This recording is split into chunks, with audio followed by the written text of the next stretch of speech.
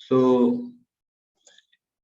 पहले हमने last class में देखा था कि कैसे अर्जुन जो है प्रश्न पूछता है कृष्ण से कि जो लोग पूरी तरह से मटेरियल वर्ल्ड से डिटैच नहीं हुए और कृष्णा से भी अटैच नहीं हुए, तो ऐसे व्यक्ति का क्या गति होगा। और जो भक्ति कर रहा है पर माइंड में उसके अटैचमेंट्स है, अट्रैक्शंस है इस मटेरियल को लेके, और साथ साथ भक्ति भी कर रहा है और अल्टीमेट गोल जो भक्ति का है वहां तक वो नहीं पहुंच पाता है और उससे पहले ही शरीर छोड़ देता है या फिर भक्ति छोड़ देता है, तो उसका क्या डेस्टिनेशन होता है। ये अर्जुन प्रश्न रख रहे हैं भगवान के सामने। तो नाउ कृष्णा इसका आंसर देते हैं टेक्स्ट नंबर 40 से। श्री भगवान उवाच पार्थ नैवेह नामुत्र विनाशस्तस्य विद्यते न हि कल्याणकृत् कश्चित् दुर्गतिं तात गच्छति। Yes, The Supreme Personality of Godhead said, Son of Prutha, a transcendentalist engaged in auspicious activities does not meet with destruction either in this world or in the spiritual world. One who does good, my friend, is never overcome by evil. So कोई भी ज्ञानी है, योगी है या कोई भक्त है, जब वो अपना प्रोसेस फॉलो करता है तो उसके हृदय में, उसके मन में बहुत सारी इम्प्योरिटीज होती है और वो लोग इंद्रिय तृप्ति को त्याग सकते हैं, सेंस एंजॉयमेंट को त्याग लेते हैं, बट उनके हृदय में, उनके मन में इंद्रिय तृप्ति की इच्छाएं रहती है। सो फिर जब वो प्रोसेस फॉलो करते हैं तो वो इच्छाएं उनके जीवन में ऑब्स्टेकल्स के रूप में आती है और उस ऑब्स्टेकल की वजह से वो लोग स्लिप हो जाते हैं प्रोसेस से। जैसे एग्जाम्पल है सौबरी मुनि, विश्वामित्र मुनि। विश्वामित्र जो थे वो मेनका से अट्रैक्ट हो गए थे, सौबरी मुनि जो थे वो दो मछलियों को देख के अट्रैक्ट हो गए थे। तो ऐसे लोगों का क्या डेस्टिनेशन होगा। तो यहाँ पे कृष्णा बोल रहे हैं कि पार्थ नैव नामुत्र विनाशस्तस्य विद्यते, उनका विनाश नहीं होगा ना इस लाइफ में ना नेक्स्ट लाइफ में। does not meet with destruction either in this world or in the spiritual world. So ऐसे लोगों का डिस्ट्रक्शन नहीं होता है कभी भी, ये लोग हमेशा प्रोटेक्टेड रहते हैं। So और कृष्णा वर्ड यूज कर रहे हैं इसमें तात शब्द। तात मतलब माय डियर फ्रेंड। तो यहाँ पे कृष्णा जो है अर्जुन को बहुत ही इंटीमेट वे से एड्रेस करते हैं कि जो व्यक्ति ऑस्पिशियस पाथ में ऑस्पिशियस पाथ को फॉलो करता है उसका कभी डिस्ट्रक्शन नहीं होता है। अर्जुन तो बहुत ही इमोशनली पहले एड्रेस करते हैं कृष्णा अर्जुन को, और कृष्णा ऑलरेडी पहले बोल चुके हैं सेकंड चैप्टर में कि इस बात में थोड़ा भी कोई प्रोग्रेस करता है, थोड़ा भी कोई एडवांसमेंट करता है, वो बड़े से बड़े डेंजर से बच जाता है। और आगे 9th चैप्टर में बोलेंगे कि कौनते प्रति जानाति न में भक्त्या प्रणश्यति, तो मेरे भक्त का कभी नाश नहीं होता है, ऐसा कृष्ण आगे बोलने वाले 9वें अध्याय में। पर ये 6ठे अध्याय में भक्त शब्द यूज नहीं कर रहे, यहाँ पे शब्द यूज कर रहे हैं कृष्णा नहीं कल्याणकृत कश्चित। कल्याणकृत मतलब जो ऑस्पिशियस एक्टिविटी करता है। अभी हमें पता है भक्ति का ऑस्पिशियस एक्टिविटी है, पर यहाँ पे डायरेक्ट भक्ति का उल्लेख नहीं कर रहे हैं कृष्ण। भक्ति का उल्लेख तो 7वें अध्याय के बाद से शुरू होता है। पहले 6ठे अध्याय में कर्म और के विषय में ही ज्यादा कृष्णा डिस्क्राइब करते हैं, इसलिए यहाँ पे भक्ति वर्ड यूज नहीं करते हैं। और ट्रांसलेशन में प्रभुपाद लिखते हैं ऑस्पिशियस एक्टिविटी, कल्याण कृत कश्चित। सो 9th चैप्टर में वो बोलेंगे। तो जब व्यक्ति के अंदर कोई चिंता होती है, कोई भय होती है, तो हम उनको फिलॉसफी देते हैं उनके भय को दूर करने के लिए, बट फिलॉसफी के साथ हमें उनको इमोशनल सपोर्ट भी देना चाहिए। सो कृष्णा अर्जुन के ये जो क्वेश्चन है, उसका जो डाउट है, उसकी जो चिंता है, उसका फिलॉसफिकल आंसर देने से पहले उनको एक इमोशनल एश्योरेंस दे रहे हैं अर्जुन को, ये तात शब्द यूज करके, माय डियर फ्रेंड, कि सब कुछ ठीक हो जाएगा, चिंता मत करो। और अर्जुन को एकदम प्रेम से डील करते हैं कृष्णा पर्सनली, और फिर उनको फिलोसॉफिकल अंडरस्टैंडिंग देते हैं। तो इस तरह से ये श्लोक को हम समझ सकते हैं। परपोर्ट में प्रभुपाद कोट करते हैं बहुत फेमस श्लोक श्रीमद् भागवतम का, 1st कैंटो 5th चैप्टर में आता है कि समवन, पढ़ो ये translation. Yes, bro. If someone gives up all material prospects and takes complete shelter of the Supreme Personality of Godhead, and there is no loss or degradation in any way. On the other hand, a non-devotee may fully engage in his occupational duties and yet not gain anything. So, ये बता रहे हैं कि अगर आप भक्ति process कर रहे हो और भावुकता में आके आपने सब कुछ छोड़ दिया और भगवान की शरण में चले गए, और फिर आपने भक्ति छोड़ दी, तो कोई नुकसान नहीं है, ऐसा श्रीमद् भागवतम बोलता है। पर अगर आप भक्ति नहीं कर रहे हो और मटेरियल ड्यूटीज एकदम परफेक्ट कर रहे हो, आपके पेरेंट्स को परफेक्टली सर्व कर रहे हो, सोसाइटी को परफेक्टली सर्व कर रहे हो, फैमिली अच्छे से चला रहे हो, पर भक्ति नहीं कर रहे हो, तो वो सारे जो आपकी ड्यूटीज है वो सब वेस्ट है, उसका कोई यूज नहीं है। सो भक्ति इतना इम्पोर्टेंट,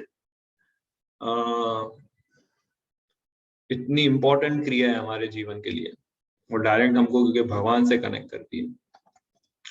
तो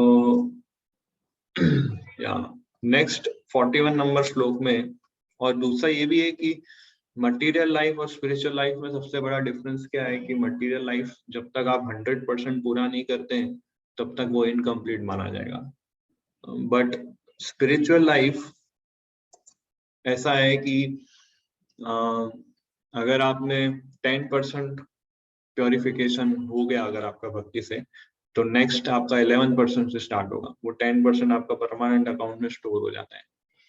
तो ये डिफरेंस सबसे बड़ा डिफरेंस है मटेरियल लाइफ और स्पिरिचुअल लाइफ का। मटेरियल लाइफ में अगर आपने कोई वर्क 95% कर लिया और फिर आप उसको छोड़ देते हैं, तो आपको फिर से 0-1% से स्टार्ट करना पड़ेगा। तो मटेरियल लाइफ में हम जितना भी एक्यूमुलेट करते हैं, गुड पोजीशन, वेल्थ, ये सब मृत्यु के साथ भाई जो बाकी आવું करो એ તો હવે ના કરતા, જો પાછા બીજી આવે तो सब मृत्यु के समय नाश हो जाएगा, हम उसको नेक्स्ट लाइफ में कैरी फॉरवर्ड नहीं कर सकते, तो फिर से आपको पूरी पढ़ाई करनी पड़ेगी।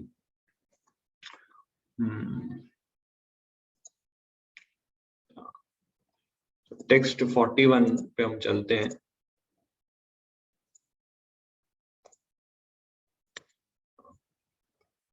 प्राप्य पुण्य कृताम लोकान उषित्वा शाश्वती समा शुचिनाम श्रीमताम गेहे योग भ्रष्टो विजायते।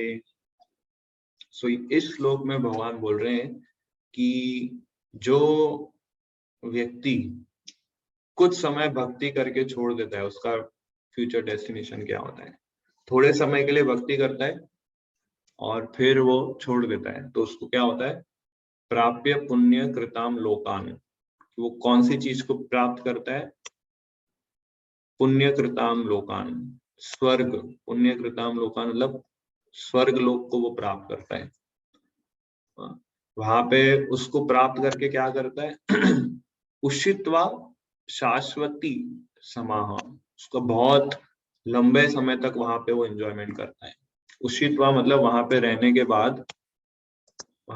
बाद, शाश्वती, मेनी मेनी इयर्स तक वहां पे वो रहता है। समा मतलब साल, तो शाश्वती समा, बहुत लंबे समय तक वहां पर वो रहता है। और फिर क्या होता है, वहां से वो पृथ्वी लोक पे आता है और कौन से घर में जन्म लेता है, गेहे मतलब घर, कौन से घर में, सूची नाम श्रीमताम। सूची नाम मतलब प्योर फैमिली, पायस फैमिली, और श्रीमताम मतलब वेल्दी फैमिली। तो पायस व्यक्ति के घर या फिर कोई धनी परिवार के घर में वो जन्म लेता है। योगो भ्रष्टो, योग भ्रष्टो, योग भ्रष्टो मतलब वो व्यक्ति जिसका योग, जिसने भ्रष्ट कर दिया, भक्ति से जो पद भ्रष्ट हो गया, ऐसे व्यक्ति को बोला योग भ्रष्ट। अभी जायते मतलब उसका जन्म होता है कौन से घर में, सूची नाम श्रीमताम। यस, पढ़िए अनुवाद इसका। The unsuccessful yogi, after many years of enjoyment on the planets of the pious living entities, is born into a family of righteous people or into a family of rich aristocracy. तो स्वर्ग लोक में जब व्यक्ति जाते हैं तो कौन व्यक्ति जाता है, जो इस पृथ्वी लोक में जिसने बहुत सारा पुण्य किया है। और भक्ति कुछ समय के लिए भी आप करते हो ना, तो बहुत सारा पुण्य इकट्ठा हो जाता है आपका। तो इसलिए ऐसे व्यक्ति को स्वर्ग लोक प्राप्त होता है और वहां पे वो लंबे समय तक रहता है। हमारे शास्त्र में 4 प्रकार के लोग बताए हैं according to their duration of life. कितने समय तक वो जीते हैं उसके आधार पर 4 प्रकार के लोग हैं। एक पहला मर्त्य, मरते मतलब जो इस पृथ्वी लोक पे रहते हैं और जिनका मैक्सिमम आयुष्य 100 साल होता है। और सेकंड है अमर बोलते नहीं, अमर हो गया व्यक्ति। तो अमर मतलब क्या, अमर मतलब जो स्वर्ग लोक में जाता है, वहां पे बहुत बहुत लंबे समय तक वो एंजॉयमेंट करता है, और वो भी शास्त्रों के आधार पर एंजॉयमेंट करता है, कोई नियम को तोड़ के नहीं करता है। वो शास्त्रों के आधार पर वो एंजॉयमेंट भोग करता है और बहुत लंबे समय तक, नॉट परमानेंट, इसलिए अमर है वो लोग। उसके ऊपर तीसरा कैटेगरी आता है चिरंजीव। चिरंजीव मतलब जो ब्रह्मा के एक दिन जितना आयुष्य होता है उनका, यहाँ पे ब्रह्मा जितना आयुष्य होता है। सो ऐसे व्यक्तियों को चिरंजीव हम बोलते हैं, चिरंजीवी भवा, चिरंजीव। और चौथा है नित्य, नित्य स्थित। सो नित्य मतलब वो जो आध्यात्मिक जगत में रहते हैं। तो यहाँ पे कृष्णा बोल रहे हैं कि वो व्यक्ति जो है स्वर्ग में जाता है और फिर वहां पे धार्मिक वे से एंजॉयमेंट करता है, अधार्मिक वे से नहीं। यहाँ पे पृथ्वी लोक में अधार्मिक वे से एंजॉय करते हैं, तो वहां पे वो धार्मिक वे से एंजॉय करता है। सो फिर उसका जन्म कहाँ होता है, सूची नाम श्रीमताम गेहे। सूची नाम मतलब जैसे मैंने बताया प्योर हार्टेड पायस फैमिली, और श्रीमताम मतलब वेल्दी हार्ट, वेल्दी फैमिली। तो अगर कोई सूची नाम मतलब प्योर फैमिली या पायस फैमिली या ब्राह्मणा फैमिली के घर में जन्म लेता है, तो बचपन से ही उसको वैसे संस्कार मिलते हैं ताकि वो भक्ति से जुड़ सके। तो मैं कहूँ मतलब क्लास दे रहे और श्रीमताम मतलब कि जो धनी परिवार होते हैं, ऐसे जो धनी परिवार में जब जन्म लेते हैं तो उनको ज्यादा स्ट्रगल नहीं करना पड़ता है खाने पीने के लिए या अपना जीवन चलाने के लिए। वो निश्चिंत होकर भक्ति कर सकते हैं, है ना। सो जब व्यक्ति भक्ति में जुड़ता है तो उसको फिजिकल ऑब्स्टेकल और मेंटल ऑब्स्टेकल दोनों आते हैं। फिजिकल ऑब्स्टेकल मतलब कि शरीर को मेंटेन करने के लिए उसको बहुत सारे प्रयास करने पड़ते हैं, कहीं नौकरी करना पड़ता है, कोई बिजनेस करना पड़ता है, फैमिली को मेंटेन करने के लिए बहुत स्ट्रगल करना पड़ता है, इधर उधर दिन रात ओवर टाइम करना पड़ता है। और मेंटल ऑब्स्टेकल मतलब कि उसकी कुछ कंडीशनिंग्स होती है, उसके माइंड और सेंसेस प्योर नहीं होते हैं, उसको बचपन से अच्छा माहौल नहीं मिलता है भक्ति प्रैक्टिस करने का, है ना, कल्चर वैसा नहीं मिलता है उसको। तो इसलिए कृष्णा यहाँ पे बोल रहे हैं सूची नाम श्रीमताम, कि उसने भक्ति कर ली, स्वर्ग में एंजॉय कर लिया, फिर जब वो वापस आएगा तो सूची नाम और श्रीमताम, उसको फिजिक, अगर वो सूची नाम घर में मतलब प्योर घर में जन्म लेता है तो उसके मेंटल ऑब्स्टिकल्स खत्म हो जाते हैं, क्योंकि उसको बचपन से ही प्योर एनवायरनमेंट मिलता है, बचपन से ही उसको प्रसाद मिलता है, बचपन से ही उसको साउंड वाइब्रेशन अच्छे आते हैं। और श्रीमताम मतलब धनी परिवार में, तो उसका फिजिकल ऑब्स्टिकल भी समाप्त हो जाते हैं, उसको ज्यादा मेहनत नहीं करना पड़ेगा। बचपन से ही वो अमीर घर में धनी परिवार में जन्म लेगा तो उसको शरीर या जीवन निर्वाह के लिए चिंता नहीं रहेगी, उसका ऑटोमेटिकली सब अरेंजमेंट हो जाएगा। सो इस तरह से कृष्णा उस व्यक्ति को बहुत अच्छा केयर करते हैं, बहुत प्रेम से उसको रखते हैं और उसको फिर से अपॉर्चुनिटी देते हैं भक्ति करने का। सो ये प्रश्न भी आ सकता है कि अगर वो व्यक्ति धनी परिवार में जन्म लेगा तो हो सकता है कि वो डिस्ट्रैक्ट हो जाए, बहुत सारा नेम फेम और वहां पे मटेरियल एंजॉयमेंट में वो फिर से एब्जॉर्ब हो जाए। कुंती महारानी भी बोलती है श्रीमद् भागवतम में, जन्म ऐश्वर्य शुद्ध श्री भीर, कि ये सारे जो है ऑब्स्टेकल है और ये सब चीजें आपको हमें आपसे दूर ले जाती है। बट यहाँ पे कृष्णा बोल रहे हैं कि वो जो व्यक्ति होगा वो ऑलरेडी स्पिरिचुअली डेवलप्ड होगा, ऐसा नहीं होगा कि उसके पास धन आएगा तो वहां से वो डिस्ट्रैक्ट हो जाएगा, ऐसा नहीं। ऑलरेडी वो प्राप्य पुण्य कृताम लोकाना, ऑलरेडी वो इतने सारे पुण्य लेके आया है, तो ऑटोमेटिकली स्पिरिचुअली एक्टिवेट हो जाएगा जल्द। सो इस तरह से ये श्लोक बताता है कि जो थोड़े समय के लिए भक्ति करता है और जो या फिर जो भक्ति करता है उसके अंदर मटेरियल डिजायर भी होती है, तो वो मटेरियल डिजायर फुलफिल करने के लिए उसको स्वर्ग लोक प्राप्त होता है, पर उसके अंदर स्पिरिचुअल डिजायर भी होती है, इसलिए वो फिर से नीचे आता है और फिर से भक्ति प्रैक्टिस करता है। सो अल्टीमेटली हमें अपने डिजायर्स पर वर्क करना है।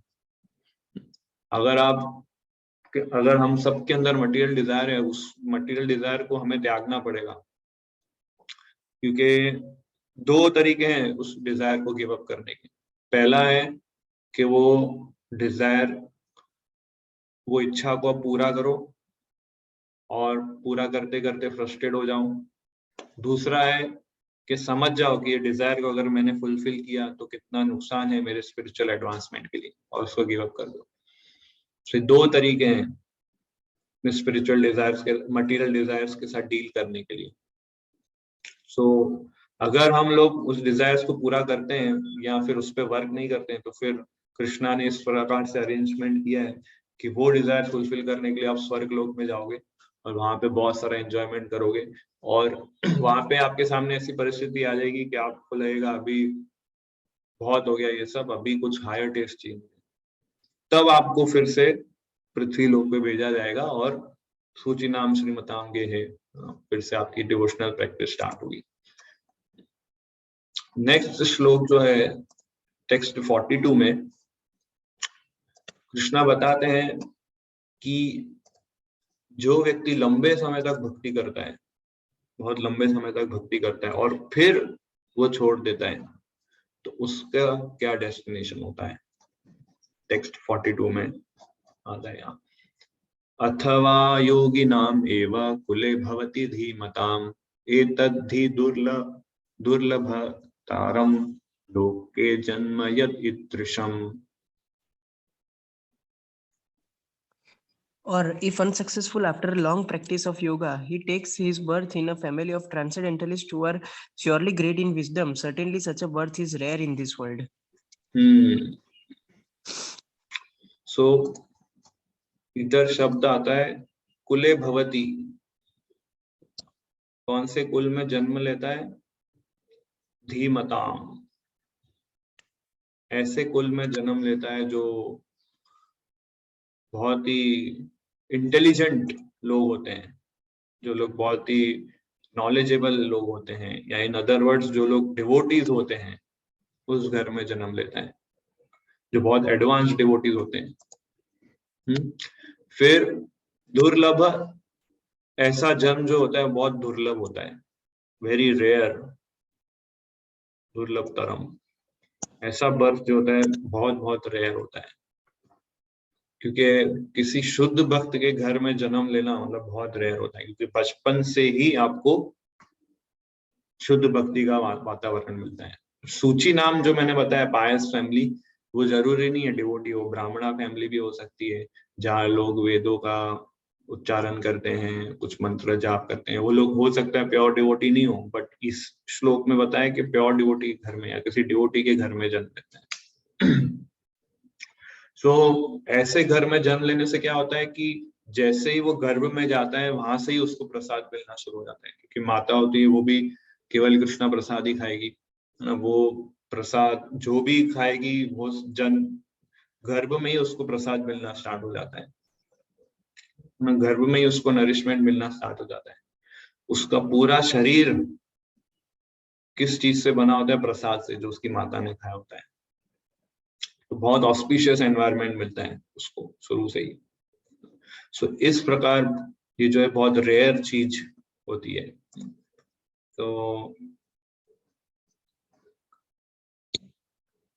सो ये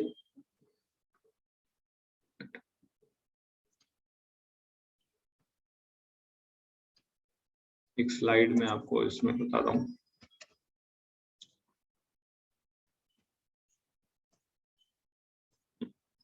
टेक्स्ट 42 के परपोर्ट में लिखते हैं प्रभुपाद के, ऐसे घर में जन्म लेना क्यों बहुत रेयर होता है, इतना दुर्लभ होता है, क्यों इतना भाग्यशाली जन्म होता है वो? क्योंकि ऐसे फैमिलीज के जो डिवोटीज होते हैं वो जनरली आचार्य या गोस्वामी की लीनिएज में आते हैं, और ऐसे घरों में लोग भक्ति ग्रंथ या जो ऐसे ग्रंथ जो भक्ति का उल्लेख करते हैं वो उसमें बहुत ही वो एक्सपर्ट्स होते हैं, और प्रॉपर ट्रेनिंग और गाइडेंस मिलता है ऐसे घर में जन्म लेने से, और फ्यूचर में ये लोग गुरु भी बनते हैं आगे चल के, जन्म से ही उनको स्पिरिचुअली एनवायरनमेंट मिलता है। और प्रभुपाद इस परपोर्ट में एग्जाम्पल देते हैं उनके गुरु भक्ति सिद्धांत सरस्वती ठाकुर और खुद का, और लिखते हैं परपोर्ट में प्रभुपाद के, मेरे गुरु महाराज और मेरा जन्म, हम लोग बहुत फॉर्चुनेट है कि हमारा जन्म भी ऐसे कुल में हुआ जहाँ बचपन से ही हमको शुद्ध कृष्णा भक्ति का एनवायरनमेंट मिला। सो प्रभुपाद यहाँ पे अपना उदाहरण दे रहे हैं परपोर्ट में, और अपने स्पिरिचुअल मास्टर का उदाहरण दे रहे हैं। सो इसमें इंटरेस्टिंग चीज ये समझने वाली कि प्रभुपाद, जैसे हम जानते हैं प्योर डिवोटी, वो तो स्पिरिचुअल वर्ल्ड से आए हैं, स्पिरिचुअल वर्ल्ड से डिसेंट हुए, और यहाँ पे बोल रहे हैं परपोर्ट में कि उनका जन्म जो है ऐसे परिवार में होता है। तो इस चीज को कैसे समझे? प्रभुपाद कहीं भी ऐसा नहीं लिखते हैं कि वो या फिर उनके गुरु जो थे योग भ्रष्ट थे, मतलब पहले उन्होंने भक्ति की और फिर उन्होंने भक्ति छोड़ दी और अभी डिवोटी के घर में जन्म लिया, ऐसा कहीं भी नहीं लिखते हैं प्रभुपाद। रादर वो ये लिखते हैं कि by grace of lord my spiritual master and I were born in devotees family. बता दो ऊपर कोट में हम पढ़ते हैं,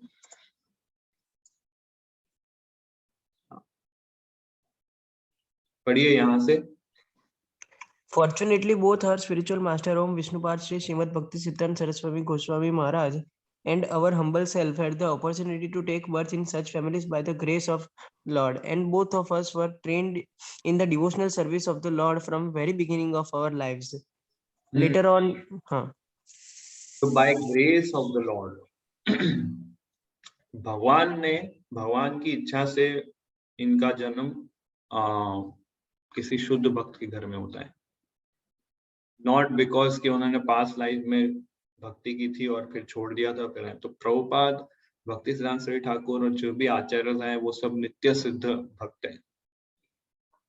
तो इसलिए हमें स्पेकुलेट नहीं करना चाहिए कि प्रभुपाद पास्ट लाइफ में कौन थे। कई लोग ऐसा प्रश्न पूछे, पास्ट लाइफ में कौन थे, उन्होंने कितने साल भक्ति की होगी, और फिर कैसे वो आए। तो ये सारे क्वेश्चंस वैलिड नहीं होते हैं आचार्य के लिए। वो लोग डायरेक्ट स्पिरिचुअल वर्ल्ड से आते हैं, भगवान के धाम से आते हैं। और प्रभुपाद भी ऐसे क्वेश्चंस को एनकरेज नहीं करते थे। तो इस तरह से ये 2 श्लोकों में कृष्णा एक्सप्लेन करते हैं कि जो कम समय के लिए भक्ति करके छोड़ देते हैं या फिर जो लंबे समय के लिए भक्ति करते हैं वो छोड़ देते हैं।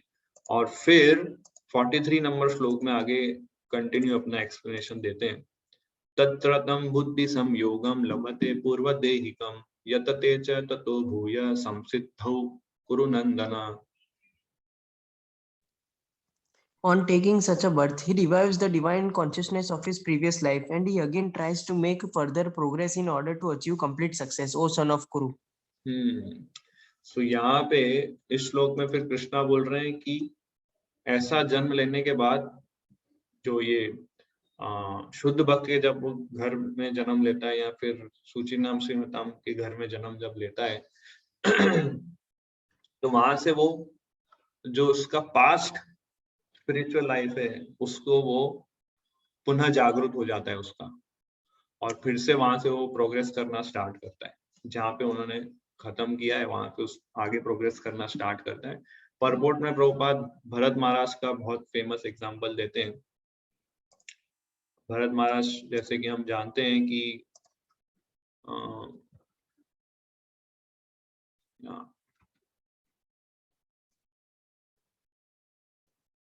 जैसे भरत इसमें आप देख सकते हैं पहले वो हिरण से अट्रैक्ट हो गए थे, फिर हिरण से अट्रैक्ट होते होते उन्होंने शरीर छोड़ दिया, फिर उनका फिर से हिरण के रूप में जन्म होता है हिरण के शरीर में, और फिर तीसरा जन्म उनका जड़ भरत के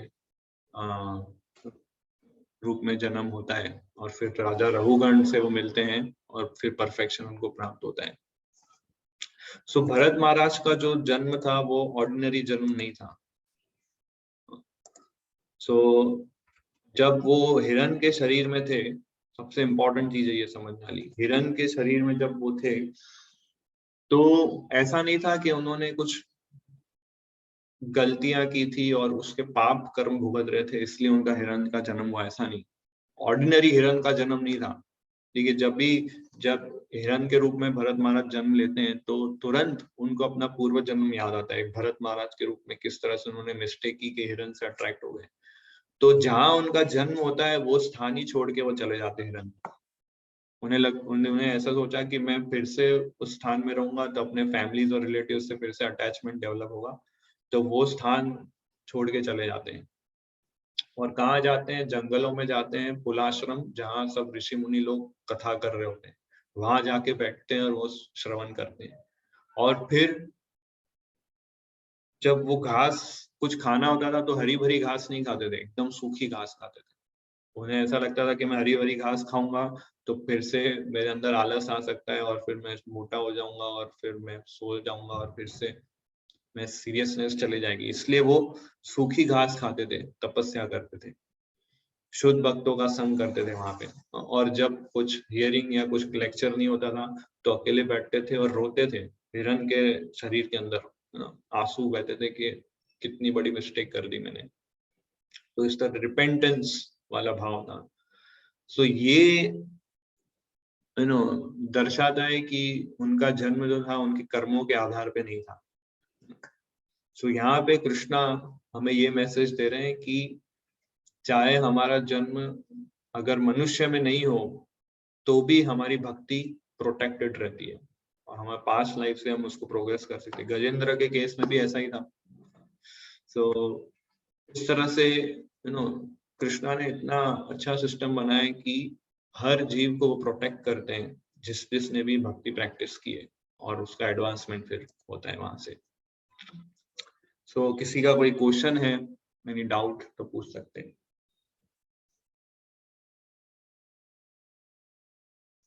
यस देव प्रभु। हरे कृष्णा प्रभु, दंडवत प्रणाम प्रभु। आपने मतलब एक एग्जाम्पल कोट किया था एक परपोर्ट में कि अगर कोई सब कुछ छोड़ के भक्ति करता है तो उसको मतलब कोई भी लॉस नहीं है, एंड कोई मतलब भक्ति छोड़ के मतलब पूरा मटेरियल लाइफ में है, सभी चीजें उसकी अच्छी तरह से कर रहा है, तो उसको कोई गेन नहीं है, बराबर प्रभु?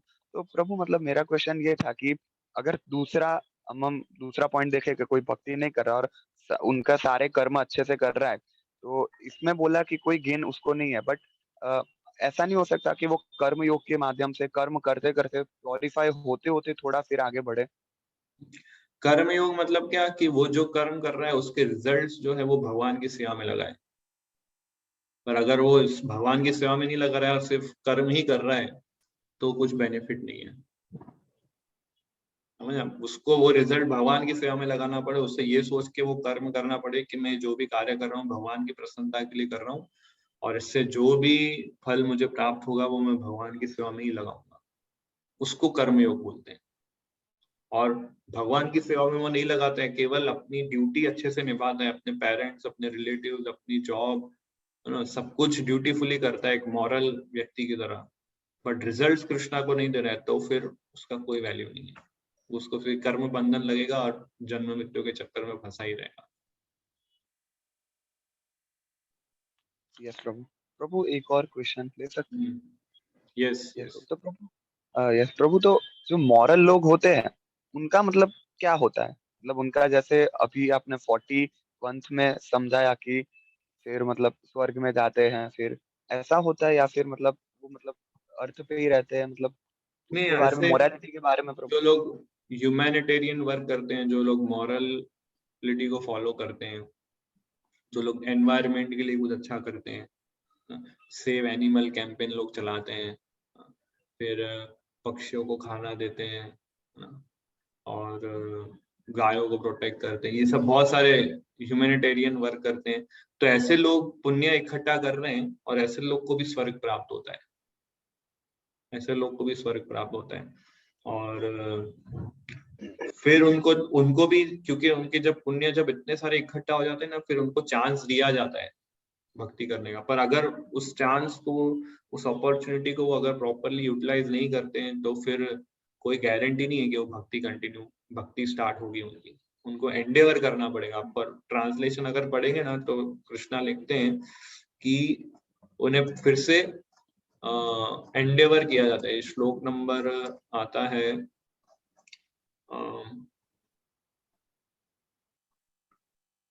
श्लोक 43 में ही आता है, उसमें संस्कृत शब्द आता है यतते।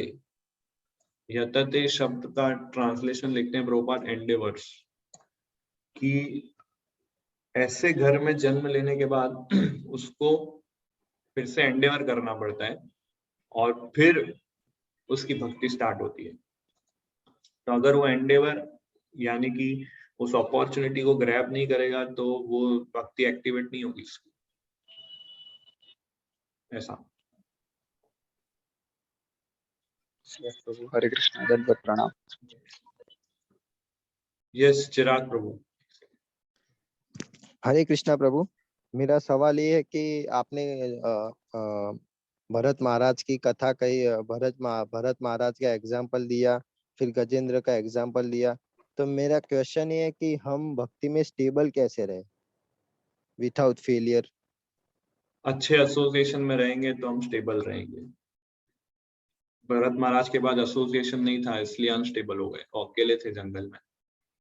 बट हम लोग अगर एसोसिएशन में रहेंगे, कुछ मिस्टेक करेंगे, अनस्टेबल होगा तो कोई बोलने वाला होगा, अरे प्रभु यहाँ पे गलती कर रहे हो, इसको सुधारो, तो तुरंत हम स्टेबिलिटी की तरफ बढ़ेंगे।